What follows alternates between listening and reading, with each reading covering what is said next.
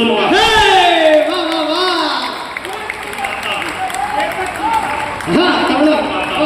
निवेदित करता हूं, सुनिएगा। पानी है बनास का, इस पानी से तुम तन्मन धो लो। मित्रों, बनास एक नदी है जो मेवाड़ में कुंभलगढ़ के किले के पास से बहती है। उसी का पानी पीकर राणा की शराब में वो तेजाब खोला था कि एक बार नहीं, हल्दी घाटी के युद्ध से लेकर दिवेर की घाटी के युद्ध तक 6 बार अकबर को पटक कर मारा। तब कोई बाएं हाथ से इतिहास लिखने वाला इतिहासकार गुरुदेव लिखता है अकबर द ग्रेट। तो इस छोटे से कवि को पीड़ा होती है। आज आपको साक्षी मानकर, बागेश्वर धाम को साक्षी मानकर ये अजय अंजाम एक घोषणा करना चाहते हैं कि पौरुष के मामले में, पराक्रम के मामले में, युद्ध कौशल के मामले में, वीरता के मामले में इस भारतवर्ष में अगर कोई एक शख्स ग्रेट था, एक व्यक्ति महान था, तो वो अकबर द ग्रेट नहीं, हमारा महाराणा प्रताप महान था। उसको नमन करते हैं। पानी है बनास का, इस पानी से तुम तन्मन धो। इस बहादुरी की धरती में तुम पौरुष की फसलें बोलो। तुम वीर पुत्र हो वीरों के, वीरों जैसे निर्भय डोलो। बस एक धर्म है देशभक्ति, तुम इसके अनुयायी बोलो। अब साथ देना है प्यार अगर इस धरती से, तो फिर दोनों बाजू खोलो। राणा चेतक के साथ साथ भारत माता की जय। कौन थे महाराणा? परिचय निवेदित करता हूं। जो सूरज के आगे चलता, उषा जिसके आने से प्रभा होती है, जो सूरज के आगे चलता वो उस रथ का हथवैया था। जो नाव डूबती जाती थी वो उसका प्रबल खिवैया था।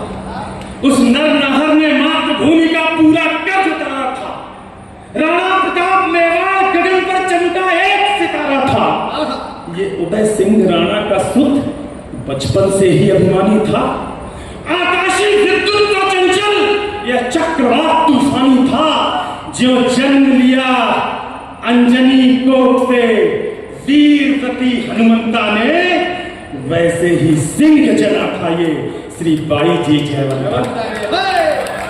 वैसे ही सिंह जना था। नेत्रों में प्रबल प्रभंजन था, माथे पर सूर्य चमकता था।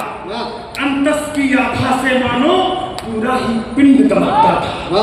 ज्यों बाल भास्कर भोर प्रहर से प्रतिक्षण बढ़ता जाता है, वैसे ही ये मेवाड़ राज्य का सूरज चढ़ता जाता है। जैसे जैसे भुजदंडों की मछलियां अकड़ती जाती थी, वैसे वैसे मेवाड़ भूमि की चिंता बढ़ती जाती थी। घर में भी घुटन और मुगल के रोज आक्रमण होते थे। चंद विभीषण जो खुद ही गद्दारी का विष होते थे। ये एक समय की साजिश थी, ये एक काल की साजिश थी। इस साजिश के साक्षी हो लो राणा चेतक के साथ साथ भारत माता की जय। गुरुदेव हल्दी घाटी के युद्ध का दृश्य रखता हूँ। पटेरिया दादा जैसे, वेदव्रत वाजपेयी जैसे बड़े कवियों ने बताया कि अगर युद्ध के दृश्य में ध्वन्यात्मकता आ जाए, शब्दों से तलवारें चलती हुई दिखाई पड़ जाए, धनुष की आवाज सुनाई पड़ जाए, तो कविता बड़ी होती है। कोशिश मैंने की है, आशीर्वाद आप सबका मानता हूँ। मुगलों के राजा अकबर ने षड्यंत्र रचा, आघाती था, लेकिन प्रताप का तेवर भी तेजाबी था, पदघाती था। अकबर ने राजा मान सिंह को सेनापति बनवाया था। रजपूती सेना के विरुद्ध रजपूतों को भड़काया था। रणक्षेत्र बनी हल्दी घाटी, चतुरंग शत्रु अड़ी अड़ी हुई, उसके विरुद्ध थी राणा की बलिदानी सेना खड़ी हुई।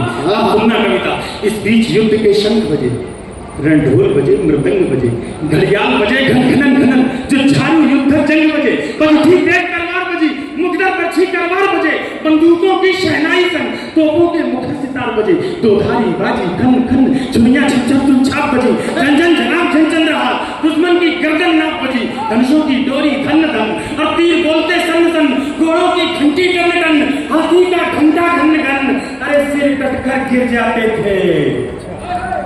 जयमल राठौर और कल्ला राठौर को देवताओं का नाम लेता हूँ। राजस्थान की माटी से हल्दी घाटी के युद्ध में जयमल ने अपने कल्ला को कंधे पर बिठाया। गोली लगने के बाद चारों हाथों से युद्ध लड़ा। महाराज श्री मुगलिया सेना इस चमत्कार में थी कि कौन सा देवता चारों हाथों से युद्ध लड़ता है। मैं उदयपुर गया तो मैंने देखा कि वहां के लोगों ने मंदिर में चतुर्थ मुझे देवता के रूप में स्थापित किया। उस भारत के लोग हैं जो अपने वीर योद्धाओं को देवता की तरह पूजा करते हैं।